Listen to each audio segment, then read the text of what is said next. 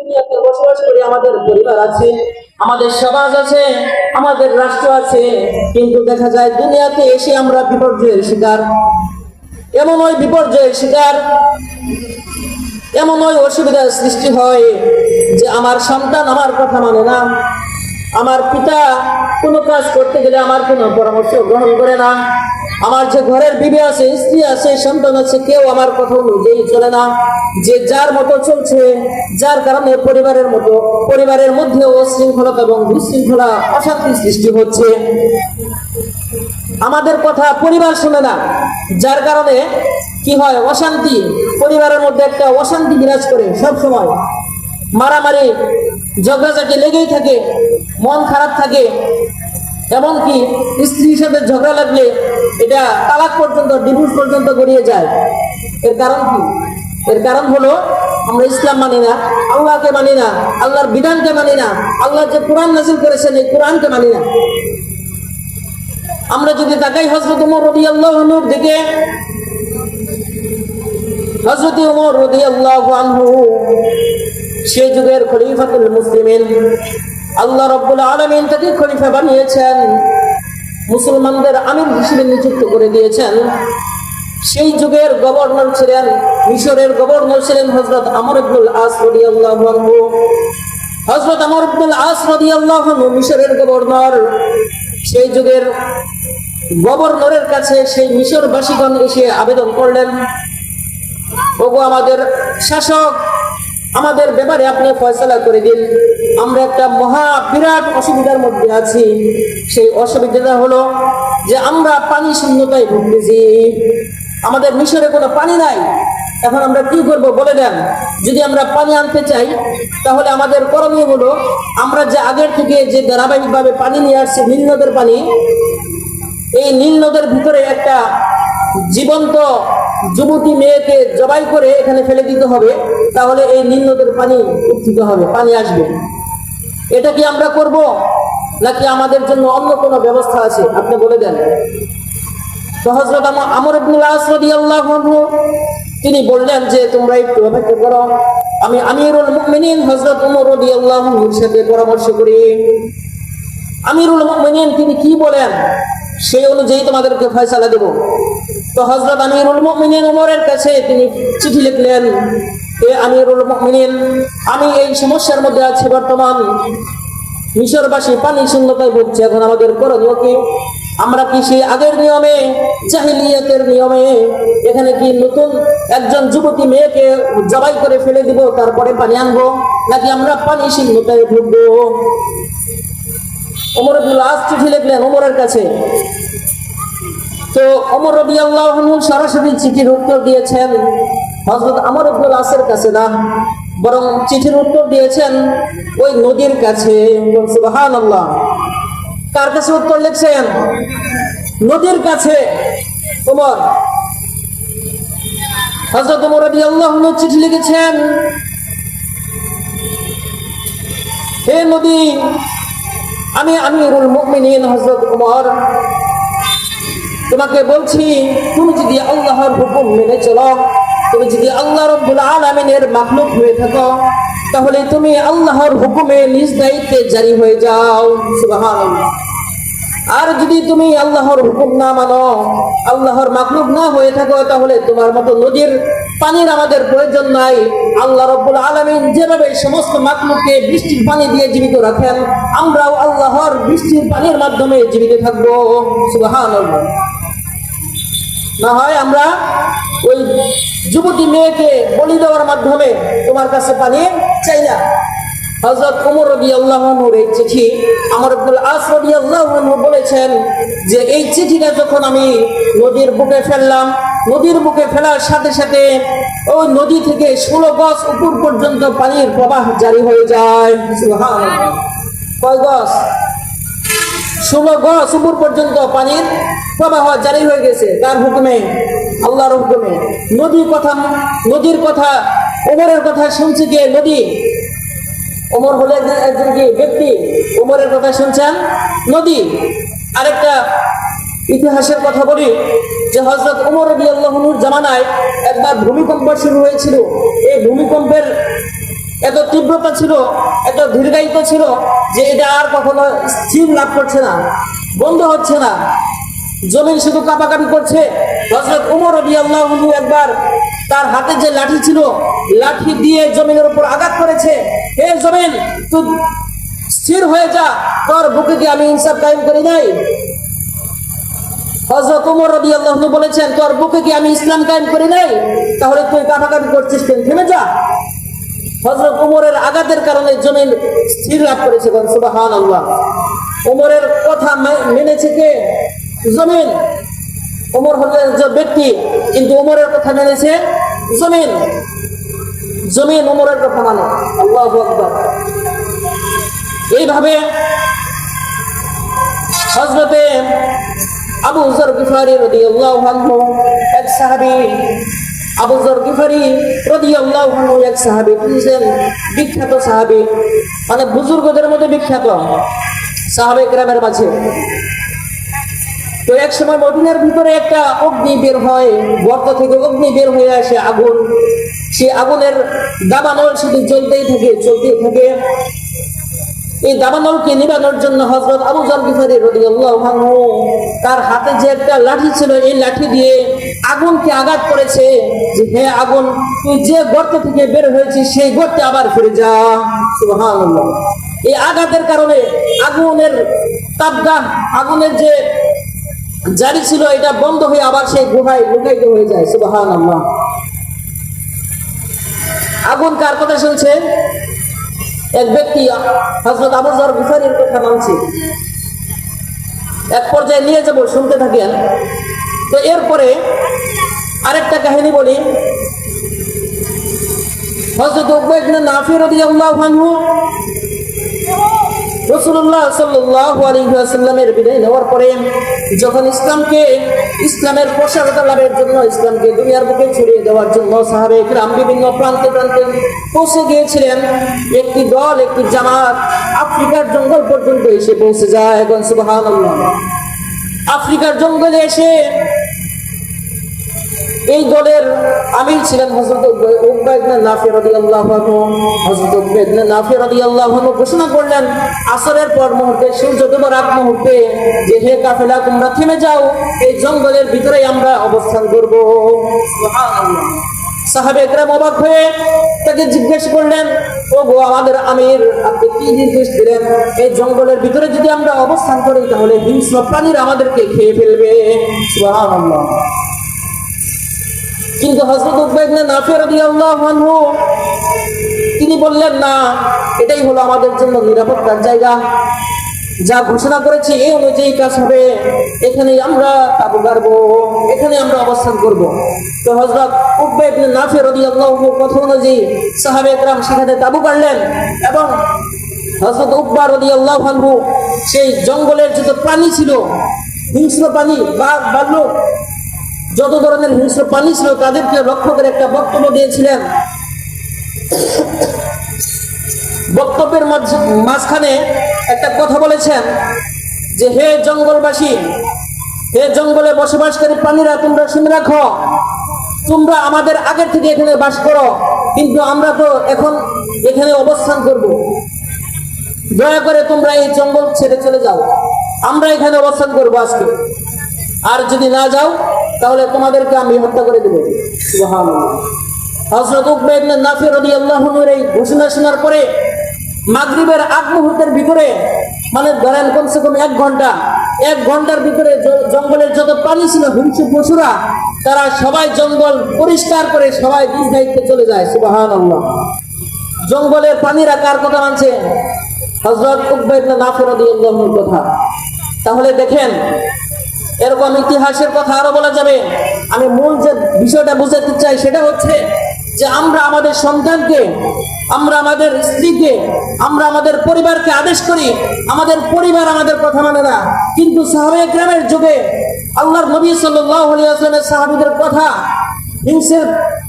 জঙ্গলের হিংস্র প্রাণীরা মান্য করেছে, এরকম জমিন মান্য করেছে, সাহাবাদের কথা নবী মান্য করেছে। কিন্তু আমরা যে আদেশ করি আমাদের পরিবারকে, মানুষকে, এই মানুষ আমাদের আদেশ মানে না। কথা বলছেন, মানে না, যে এর কারণ কি? এর কারণ হলো আল্লাহ রাব্বুল আলামিন এর কারণ বলে দিয়েছেন এবং বিভিন্ন কবিরাও বলে দিয়েছেন। বিভিন্ন বুজুর্গের দিনের সাথে বিভিন্ন মুআমালা হয়েছে, এরকম ওই ঘটনাগুলির মাধ্যমে বুঝে আসে যে আমাদের কথা, আমাদের পরিবার, আমাদের সমাজ, আমাদের নিকটাত্মীয়জন ভালো না কেন। এর কারণ একটা কি? কারণ হলো একটা, বুঝতেছেন? আলোচনা বুঝতে হবে। তো এর কারণ হলো এক বুজুর্গ ছিলেন হযরতে আব্দুল ওয়াহিদ বিন যায়েদ রাহমাতুল্লাহি আলাইহি। হযরত আব্দুল ওয়াহিদ বিন যায়েদ রাহমাতুল্লাহি আলাইহি চিশতিয়া তরিকার একজন বিখ্যাত প্রখ্যাত বুজুর্গ ছিলেন। ওই আব্দুল ওয়াহিদ বিন যায়েদ রাহমাতুল্লাহি আলাইহি যখন ঘরের ভিতরে ইবাদত করতেন, ঘরের আসমান থেকে তার ঘরের ভিতরে নূর চমকাতো। সুবহানাল্লাহ। এরকম একজন বিখ্যাত বুজুর্গ। ওই বুজুর্গ একদিন জিজ্ঞাসা করেছে আল্লাহকে, দোয়া করেছে, হে আল্লাহ, আমি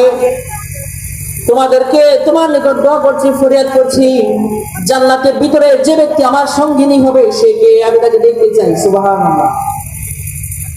তুমি তো আমাকে জান্নাত দিবা, কিন্তু জান্নাতের ভিতরে কে সঙ্গিনী হবে আমার, তাকে আমি দেখতে চাই। তো আল্লাহ রাব্বুল আলামিন তাকে দেখিয়েছেন স্বপ্নের যুগে যে তুমি যাও অমুক জঙ্গলে, দেখতে পাবে একজন নারী শুধুমাত্র ইবাদত করছে আর কিছু ছাগল নিয়ে সেখানে চড়াচ্ছে, যা দেখবা যে তিনি হবে তোমার কি জান্নাতের সঙ্গিনী।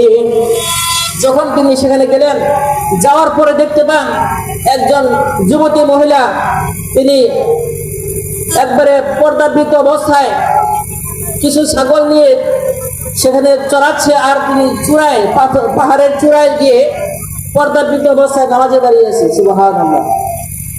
তো যখন তিনি দেখলেন পিছন থেকে যে নামাজে অবস্থানরত, তো তখন তিনি অপেক্ষা করলেন যে কখন সালাম ফিরায়। তো যখন ওই মাইমুনাতুস সাউদা একজন বুজুর্গী মহিলা, তিনি নামাজের সালাম ফিরালেন। সালাম ফিরানোর সাথে সাথে তিনি বললেন যে হে আব্দুল ওয়াহিদ বিন যায়েদ, তুমি এখানে কেন আসছো? সুবহানাল্লাহ। পিছনে কে আসে দেখেও নাই, কথাও বলে নাই, তিনি কি সালাম ফিরিয়ে বলছেন যে এখানে তুমি কেন আসছো? তোমার সাথে তো আমার মোলাকাত হবে জান্নাতে। সুবহানাল্লাহ। তো যখন তিনি এই কথা বললেন যে হে মাইমুনাতুস সাউদা, তুমি কিভাবে জানলে যে আমি এখানে এসেছি? তখন তিনি উত্তর দিলেন যে তুমি যেভাবে আল্লাহর কাছ থেকে জেনে নিয়েছিলে যে জান্নাতের ভিতরে আমার সঙ্গিনী কি হবে, আমিও সেভাবে আল্লাহর কাছ থেকে জেনেছি যে জান্নাতের ভিতরে আমার সঙ্গী কি হবে। সুবহানাল্লাহ। আমি জানতে পেরেছি যে তুমি হলে কি জান্নাতের সঙ্গী আমার। তো যখন তিনি প্রশ্ন করলেন যে তুমি এখানে আসছো, তোমার সাথে তো দুনিয়াতে কোনো সাক্ষাৎ নাই আমার, তোমার সাথে দেখা করে হারাম, তুমি চলে যাও। তো তখন তিনি যাওয়ার আগ মুহূর্তে একটা প্রশ্ন করেছেন, হে মাইমুনাতুস সাউদা, আমাকে বলে দাও যে দুনিয়াতে তুমি যে ছাগল চড়াও, এই জঙ্গলের ভিতরে এই ছাগল এবং বাঘ একই সাথে তারা বসবাস করে, কিন্তু কোনো বাঘ ছাগলের উপর আক্রমণ চালায় না, এটা তুমি কিভাবে অর্জন করলা? সুবহানাল্লাহ। এই প্রশ্নের উত্তর দাও, আমি চলে যাব। তিনি বলেছেন, একটা কথা বলেছেন সেই মাইমুনাতুস সাউদা যে হে আব্দুল ওয়াহিদ বিন যায়েদ, তুমি শুনে রাখো, সালাহতু মাআল্লাহি ওয়া সালাহাল্লাহু বাইনাল জিহাবি ওয়াল গানাম। এই কথা তিনি বলেছিলেন যে হে আব্দুল ওয়াহিদ বিন যায়েদ, তুমি শুনে রাখো, আমি স্বয়ং আল্লাহ রাব্বুল আলামিনের সাথে সুলহ করেছি, সন্ধি করেছি। আল্লাহ রাব্বুল আলামিন আমার গনাম, আমার ছাগল এবং বাঘের মধ্যে সুলহ করে দিয়েছেন। সুবহানাল্লাহ। কি সেই সুলহ সন্ধি করেছেন? সেই সন্ধিটা হলো যে আল্লাহ রাব্বুল আলামিন ওয়াদা করেছিলেন যে যতক্ষণ পর্যন্ত তোমরা আমাকে মানবে, দুনিয়ার কোনো প্রাণী, দুনিয়ার কোনো মানুষ তোমার কোনো ক্ষতি করতে পারবে না। সুবহানাল্লাহ। তাহলে সেই ওয়াদা আমি পালন করেছি, আল্লাহ রাব্বুল আলামিনের হুকুম আমি পরিপূর্ণভাবে মানি, যার কারণে আল্লাহ রাব্বুল আলামিন আমার কোনো, এমনকি আমার কোনো ছাগলের কোনো ক্ষতি করে না। সুবহানাল্লাহ। তাহলে আমি আল্লাহর সাথে সন্ধি করেছি, আল্লাহ আমার বাঘ এবং ছাগলের সাথে সন্ধি করিয়ে দিয়েছে। সুবহানাল্লাহ। তাহলে মূল কথা হলো এটা যে আমরা যখন আল্লাহকে মানবো, আল্লাহর কোরআনকে মানবো, আমরা যখন নবীকে মানবো, আমরা যখন নবীর সুন্নতকে মানবো, তখন দুনিয়ার বুকে শান্তি বিরাজ করবে। এখন যেভাবে আমাদেরকে আমাদের সন্তান মানে না, আমাদের স্ত্রী মানে না, আমাদের পিতামাতা মানে না, আমাদের আত্মীয় স্বজন আমাদেরকে মান্য করে না, আমাদেরকে মানবে তখন যখন আমরা আল্লাহকে মানবো। আমাদেরকে মানবে তখন যখন আমরা আল্লাহর কোরআনকে মানবো। আমাদেরকে মানবে তখন যখন আমরা নবীকে মানবো। আমাদেরকে মানবে তখন যখন আমরা নবীর সুন্নতকে মানবো। আল্লাহু আকবার। বুঝতে পারছেন? তাহলে কি বললাম? আল্লাহ রাব্বুল আলামিন ওয়াদা করেছেন, ইয়া আইয়ুহাল্লাযীনা আমানু দুখুলু ফিস-সিলমি কাফা, হে ঈমানদারগণ, তোমরা পরিপূর্ণভাবে ইসলামের ভিতরে প্রবেশ করো। ইসলামের ভিতরে প্রবেশ করলে কি লাভ, কি ক্ষতি, এটা তো এতক্ষণ বললাম। কিন্তু পরিতাপের বিষয় হচ্ছে, কিন্তু আফসোসের বিষয় হচ্ছে যে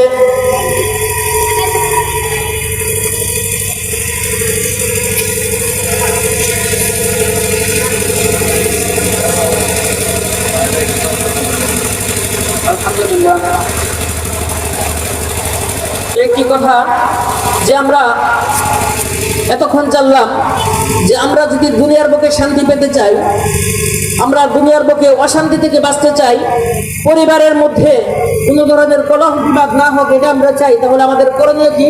আমাদের করণীয় হলো আল্লাহকে মানতে হবে। কাকে মানতে হবে? আল্লাহকে মানতে হবে। এটা দিলের গান দিয়ে শুনতে হবে আমাদের। আমরা যখন আল্লাহকে মানবো, তখন দুনিয়ার বুকে শান্তি আমাদের হাতে ধরা দিবে এসে।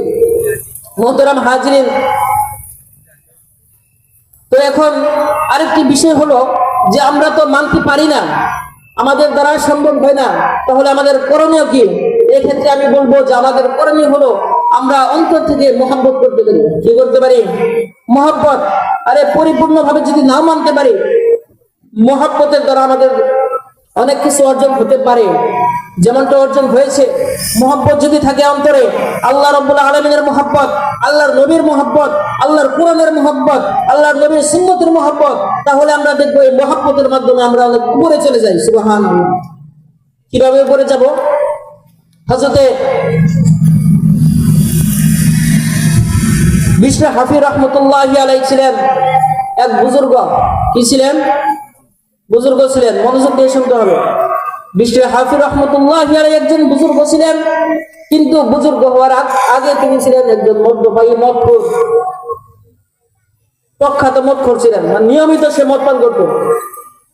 এই মদখোর আল্লাহ তাআলার প্রিয় হলেন কিভাবে? মহব্বতের মাধ্যমে। তিনি একবার মদ পান করার জন্য শরাবখানায় যাচ্ছে, যাওয়ার সময় দেখতে পায় এখানে একটা কাগজের টুকরা পড়ে আছে রাস্তায়। সে কাগজের টুকরাকে তিনি তুললেন, তোলার পরে দেখে সেখানে লেখা আছে বিসমিল্লাহির রহমানির রহিম। যখন তিনি বিসমিল্লাহ দেখলেন, তখন তার অন্তরটা কেঁপে উঠেছে, হায়, আল্লাহর কালাম আবার পায়ের নিচে পড়ে আছে, এটা কিভাবে সম্ভব? কোরআনের প্রতি তার মহব্বত ছিল। সেই কোরআনের আয়াতটাকে, বিসমিল্লাহকে তুলে পরিষ্কার করে তিনি একটা উঁচু জায়গায় রেখে দিয়েছেন, পবিত্র জায়গায়। তো এটা ছিল তার অন্তরের মহব্বত। যখন তিনি শরাবখানায় চলে গেছেন রাত্রিবেলায়, তখন সেই যুগের সবচেয়ে বিখ্যাত বুজুর্গ ছিলেন হাসান বসরি রাহমাতুল্লাহি আলাইহি। হাসান বসরিকে আল্লাহ স্বপ্নে দেখিয়েছেন, হে হাসান, তুমি যাও সেই শরাবখানায়, সেই বিশর হাফিকে তুমি আমার রহমতের দরজায় তুলে নিয়ে এসো। সুবহানাল্লাহ। তো যখন তিনি এই স্বপ্ন দেখলেন, তখন তিনি উঠে গিয়ে সেই শরাবখানায় চলে গেলেন। যখন তিনি শরাবখানায় গিয়েছেন, মদ্যপায়ী সবাই তো দেখে অবাক, আপনি হলেন যুগ শ্রেষ্ঠ একজন বুজুর্গ, আপনি এখানে কেন এসেছেন? আমাদের নাফাক এই মহল্লাখানায়। তো যখন তিনি গেলেন, তখন তিনি বললেন, আমি তো আমার ইচ্ছায় আসি নাই, আমি এসেছি স্বয়ং আল্লাহ রাব্বুল আলামিনের ইচ্ছায়। সুবহানাল্লাহ। আল্লাহ রাব্বুল আলামিন আমাকে পাঠিয়ে দিয়েছেন, তোমাদের কথায় আমি ফিরে যেতে পারি না। তুমি বলে দাও যে বিশর হাফি নামে সেই ব্যক্তিটা কোথায়? আমি তাকে নিতে এসেছি, আমি তাকে নিয়েই যাব। লোকেরা তাকে দেখিয়ে দিল যে ওই যে দেখেন, মাতাল অবস্থায় মদ খেয়ে পড়ে আছে, সে হলো বিশর হাফি। যখন তিনি দেখলেন যে বিশর হাফি মাতাল অবস্থায় পড়ে আছেন, তখন তার হাতটা, যখন তার হুঁশ ফিরল, হাতটা ধরে আলবস্তে ওখান থেকে বের হয়ে চলে গেছেন।